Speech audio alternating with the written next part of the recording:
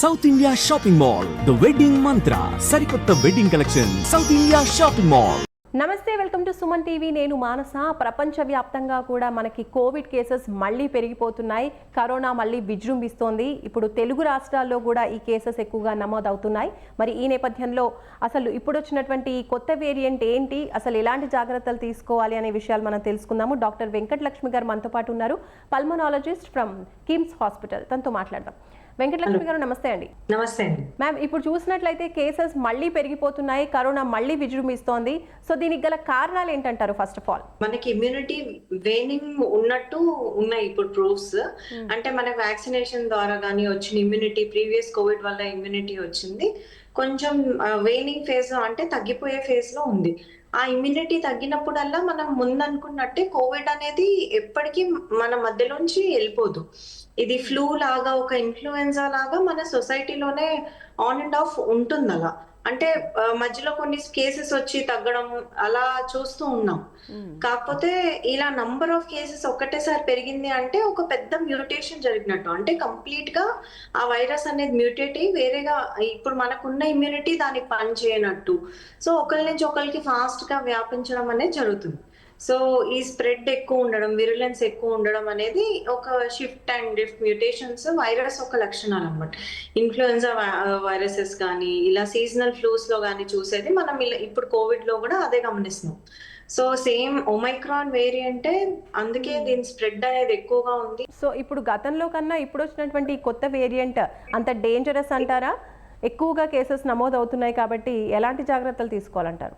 Definite గా మనకి virulence అనేది over time number of cases పెరిగినప్పుడు ఎంత డెత్ పర్సెంటేజ్, ఎంత మార్టాలిటీ, హాస్పిటలైజేషన్ ఎంత చూస్తున్నాం దాన్ని బట్టి డిసైడ్ చేయగలము. నంబర్ ఆఫ్ కేసెస్ తక్కువ ఉన్నప్పుడు జస్ట్ దాని స్ప్రెడ్ ఎంత ఉంది, ఎఫెక్ట్ ఎంత మందిని ఎఫెక్ట్ చేస్తుంది అనేది క్లారిటీగా ఇప్పుడు మనకు తెలుస్తుంది. అంత డేంజరస్ గా ఉండే స్ట్రెయిన్స్ అయితే ఒమైక్రాన్ నుంచి అన్ఎక్స్పెక్టెడ్ సేమ్ వేరియంటే కాబట్టి. బట్ నంబర్ ఆఫ్ డెత్స్ ఇప్పుడైతే 1-2 అలా వినిపిస్తున్నాయి ఇండియాలో కూడా. అది కోమార్బిడిటీస్ అంటారు. అంటే వేరే ప్రాబ్లమ్స్ ఉన్న వాళ్ళలో కూడా దీని వల్ల మార్టాలిటీ రేట్స్ ఎక్కువ ఉంటాయి. అంటే ఆల్రెడీ సివియర్ లంగ్ డిసీజ్ కానీ, ఆస్తమా కానీ, సికేడి అనుకోండి, అలాంటి ఇష్యూస్ ఉన్న వాళ్ళకి చిన్న నిమోనియా ఉన్న బాడీ టాలరేట్ చేయదు. సో వాళ్ళలో కన్నా మనకు ఓవరాల్ జనరల్ పాపులేషన్ లో విరులెన్స్ ఎంత ఉందనేది ఓవర్ టైం తెలుస్తుంది. అంటే ఎవరిపైన ఇప్పుడు లంగ్ ప్రాబ్లం ఉన్న వాళ్ళకి, ఇంకా దాంతో పాటు ఇంకా ఎలాంటి వాళ్ళకి ఈ తీవ్రత ఎక్కువగా ఉంటుందంటారు? So already BP, sugar uncontrolled. So control లో ఉన్న వాళ్ళు, రెగ్యులర్ గా ఇన్హేలర్ వాడుతున్న వాళ్ళు, ఇన్సులిన్ వాడుతున్న వాళ్ళు, వాళ్ళకి అంత మేజర్ ఎఫెక్ట్ రాదు.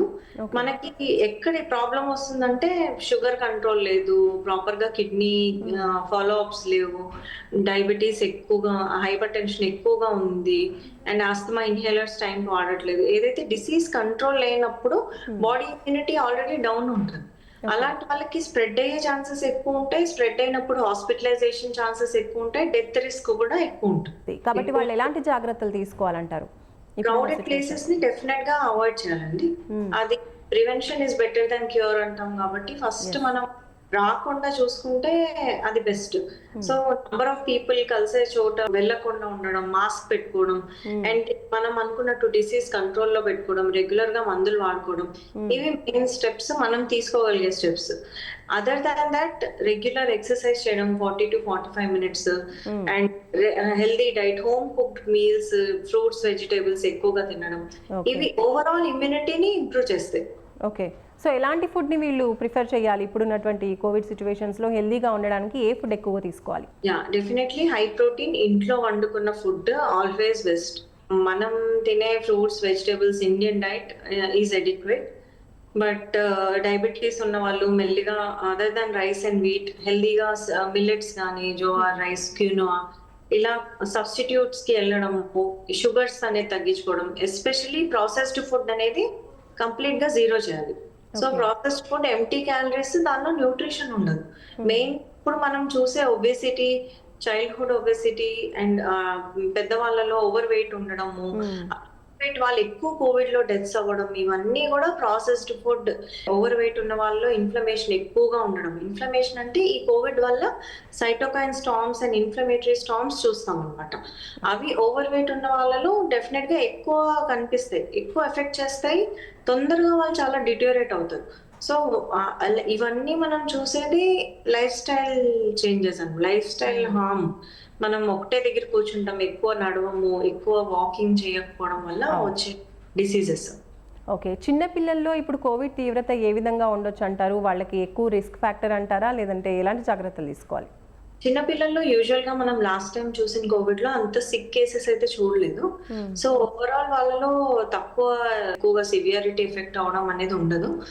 కాకపోతే జాగ్రత్తగా ఉండాలి. అండ్ ఆల్రెడీ ఆస్తమా ఉన్న వాళ్ళు రెగ్యులర్ ఇన్హేలర్స్ వాడుకోవాలి. చిన్న పిల్లల్లో కూడా మనం ఆస్తమా చూస్తాము, వాళ్ళ వ్యాక్సినేషన్స్ టైంకి ఇవ్వాలి. వాళ్ళు హెల్దీగా తిని హెల్దీ ఇమ్యూనిటీ ఉంటే ఇలాంటి వైరల్ ఇన్ఫెక్షన్స్ కామన్ కోల్డ్ లాగే వచ్చి వెళ్ళిపోతాయి. ఓకే, గత వేరియంట్కి ఈ వేరియంట్కి అంటే తీవ్రత ఎక్కువగా ఉంటుంది అంటారా? అసలు ఏ విధంగా ఉంటుంది ఇప్పుడు వచ్చినటువంటి ఈ వేరియంట్? ఎన్ని రోజులు సస్టైన్ అవుతుంది మనిషి లోపల ఎంటర్ అయితే? సో 3 to 6 months మనకు పీక్ కనిపిస్తుంది. యూజువల్ గా వైరల్ ఇన్ఫెక్షన్స్ పెరిగి నంబర్స్ పెరిగి కమ్యూనిటీలో పూర్తిగా స్ప్రెడ్ అయ్యి మనకి సిగ్నిఫికెంట్ పాండమిక్ రావడానికి యూజువల్ గా ఆ లోపు మనం కట్ డౌన్ చేసుకోలేకపోతే 3 to 6 months లో ఫుల్ గ్రోన్ ప్రపోర్షన్స్ లో కేసెస్ చూస్తాం మనం. ఆ లోపు మనం కానీ దాన్ని అనదర్ వ్యాక్సిన్ కానీ ఇప్పుడు, ఎందుకంటే ప్రీవియస్ గా మనం ఇచ్చిన వ్యాక్సిన్ దీనికి పనిచేసే ఛాన్స్ లేదు, ఎందుకంటే అది వేరే స్ట్రెయిన్, దానికి అప్పుడు మనం వేరే టార్గెట్స్ తో చేసిన వ్యాక్సినేషన్స్ అవి ఈ మ్యూటేటెడ్ వైరస్ కి పెద్ద హెల్ప్ అవ్వవు, ఎఫికసీ లేదు అండ్ ఇవ్వట్లేదు కూడా మనం.